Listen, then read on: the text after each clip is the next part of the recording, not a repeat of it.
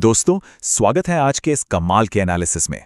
आज हम एक ऐसे सोर्स मटेरियल को डिकोड करने वाले हैं जो सिर्फ एक कंपनी की नहीं बल्कि पूरे इंडियन इकोनॉमी के ट्रांसफॉर्मेशन की कहानी है।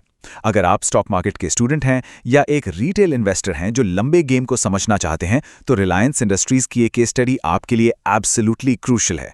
एक टेक्सटाइल कंपनी से लेकर ग्लोबल डिजिटल जायंट बनने तक का सफर। चलिए देखते हैं ये सब कैसे हुआ। ओके, तो जल्दी से देख लेते हैं कि आज हम इस स्ट्रक्चर्ड डीप डाइव में क्या क्या कवर करने वाले हैं। हम शुरू करेंगे इनके ओरिजिन्स ऑफ एन एम्पायर से, फिर आएंगे द ग्रेट डिजिटल पिवट पर। उसके बाद global banking, clash of the titans, कुछ ग्राउंड रियलिटीज और रिस्क्स, और आखिर में इनका द ग्रीन एनर्जी फ्यूचर। तो शुरुआत करते हैं बिल्कुल बेसिक्स से, हमारे पहले phase origins of an empire, building the foundation के साथ। आपको पता है, गुजरात के एक छोटे से गांव चौरवाड़ से निकलकर धीरूभाई अंबानी ने 1957 में सिर्फ 15,000 रुपए से टेक्सटाइल ट्रेडिंग शुरू की थी। सिर्फ 15,000। 1966 आते आते रिलायंस टेक्सटाइल्स बन चुकी थी। लेकिन एज अ रिटेल इन्वेस्टर आपके लिए जो सबसे बड़ा हिस्टोरिकल मोमेंट है ना, वो है 1977 का लैंडमार्क आईपीओ। इसी आईपीओ ने पहली बार भारत में लाखों आम लोगों को शेयर मार्केट से जोड़ा था। उसके बाद 80s में उन्होंने पेट्रोकेमिकल्स में एंट्री ली और जामनगर में दुनिया की सबसे बड़ी रिफाइनरी खड़ी कर दी। अब यहां एक सेकंड रुकिए। स्टॉक मार्केट एनालिसिस सीखने वालों के लिए यहां एक मास्टर क्लास है। एक कॉन्सेप्ट होता है बैकवर्ड इंटीग्रेशन। बेसिकली इसका मतलब है कि एक कंपनी कच्चे माल से लेकर फिनिश प्रोडक्ट तक पूरी सप्लाई चेन खुद कंट्रोल करती है। धीरूभाई ने सिंथेटिक फैब्रिक्स में एग्जैक्टली यही किया। जब आप अपनी पूरी सप्लाई चेन खुद कंट्रोल करते हैं ना, तो आपके प्रॉफिट मार्जिन शूट अप करते हैं और आपका मार्केट में दबदबा लिटरली अनब्रेकेबल हो जाता है। बिगिनर्स इस पॉइंट को नोट कर लीजिए। और इस सॉलिड फाउंडेशन के बाद शुरू होता है अगला chapter, the great digital pivot, a new era. अब यहां मुकेश अंबानी के लीडरशिप में एक मैसिव कॉर्पोरेट एवोल्यूशन देखने को मिलता है। धीरूभाई का विजन था एक फिजिकल एम्पायर, टेक्सटाइल्स, पेट्रोकेमिकल्स और इंफ्रास्ट्रक्चर। लेकिन मुकेश अंबानी ने आते ही पूरी स्ट्रैटेजी को मॉडर्न टेक की तरफ घुमा दिया। उनका फोकस शिफ्ट हो गया digital services, e commerce, telecom यानी जियो और ग्रीन एनर्जी पर। एक traditional oil and gas company का एक डेटा ड्रिवन बिहीमत में बदल जाना, it's like watching a giant corporate pivot in real time. जरा इस नंबर पर गौर करिए, 40 करोड़, 400 मिलियन।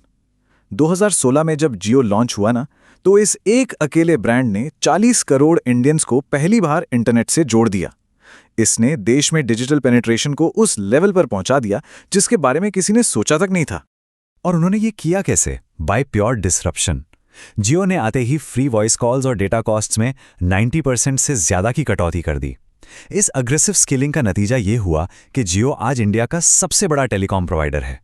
उन्होंने अपने बिजनेस के आसपास एक ऐसी खाई यानी मोट बना ली जिसे पार करना नए कॉम्पिटिटर्स के लिए ऑलमोस्ट इम्पॉसिबल है। आज इसकी वैल्यूएशन $100 बिलियन से क्रॉस कर चुकी है और लगभग 70 करोड़ यूजर्स इनके इकोसिस्टम का हिस्सा है। Crazy, right? इसी टेक डिसरप्शन ने रास्ता खोला हमारे तीसरे सेक्शन का, global backing and market weight. अब आप खुद सोचिए, जब आप इतने मैसिव स्केल पर डिजिटल इकोसिस्टम बनाते हैं तो ग्लोबल टेक जायंट्स का ध्यान तो आएगा ही। गूगल, फेसबुक, सऊदी अरामको और सिल्वर लेक, इन सभी बड़ी कंपनीज ने जियो प्लेटफॉर्म्स में भारी इन्वेस्टमेंट किया। यह स्ट्रेटेजिक बैकिंग दिखाती है कि रिलायंस का एम सिर्फ इंडिया में डोमिनेट करना नहीं है, बल्कि ग्लोबल टेक जायंट्स के साथ कंधे से कंधा मिलाकर चलना है। To put that into perspective, हम बात कर रहे हैं $20 बिलियन की। जियो प्लेटफॉर्म्स ने दुनिया भर के इन्वेस्टर्स से ये मैसिव अमाउंट रेज किया और प्रैक्टिकली इंडिया का सबसे वैल्यूड टेक स्टार्टअप बन गया। एक 40 साल पुराने एस्टैब्लिश्ड एम्पायर के अंदर ऐसी स्टार्टअप लेवल एक्सप्लोसिव ग्रोथ देखना मार्केट की हिस्ट्री में बहुत रेयर है दोस्तों। और इस सब का इंपैक्ट मार्केट पर क्या होता है? रिलायंस इंडिया की सबसे बड़ी पब्लिकली ट्रेडेड कंपनी है। इनका डेटा और डिजिटल डोमिनेंस इतना बड़ा है कि इनके स्टॉक का मूवमेंट सीधे निफ्टी 50 जैसे मेजर इंडेक्स को हिला सकता है।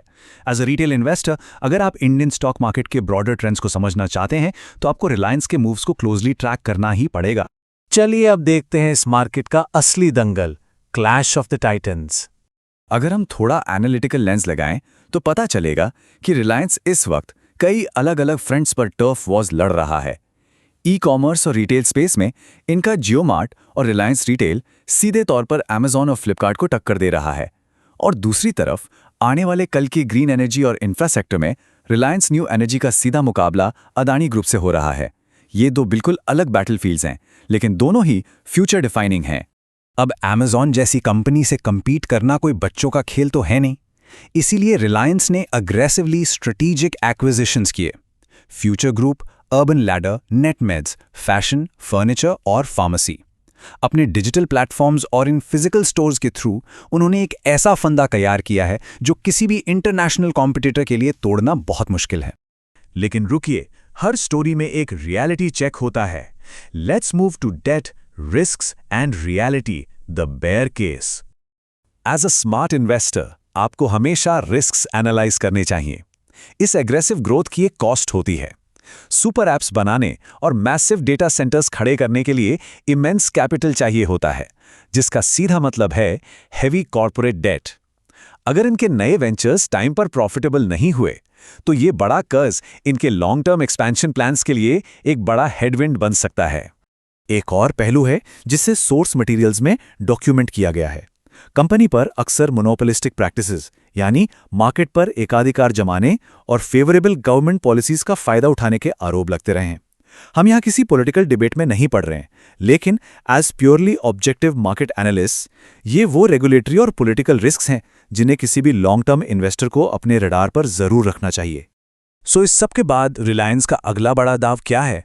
Let's dive into the green energy future. अपनी स्क्रीन पर इस नंबर को देखिए, $75 बिलियन। मुकेश अंबानी ने अपनी कंपनी के इस नेक्स्ट ग्रेट फ्रंटियर यानी रिन्यूएबल एनर्जी के लिए इस स्टैगरिंग अमाउंट को कमिट किया है। ये कोई छोटा पिवट नहीं है दोस्तों, ये literally future proofing the empire है। पर ये पैसा जाएगा कहाँ? ये पैसा लग रहा है massive solar energy parks develop करने में, गुजरात में दुनिया की सबसे बड़ी सोलर गीगा फैक्ट्री बनाने में और सबसे important sustainable green hydrogen technology में। इनका गोल क्लियर है। जिस तरह इन्होंने पिछले 40 साल ऑयल और डेटा से मार्केट रूल किया, अगले 40 साल ये ग्रीन और क्लीन एनर्जी से डोमिनेट करना चाहते हैं। अगर हम उनके फ्यूचर ब्लूप्रिंट को समराइज करें तो वो 3 क्लियर स्टेप्स में दिखता है। पहला, क्लाउड कंप्यूटिंग और एआई सर्विसेज को रैपिडली एक्सपैंड करना।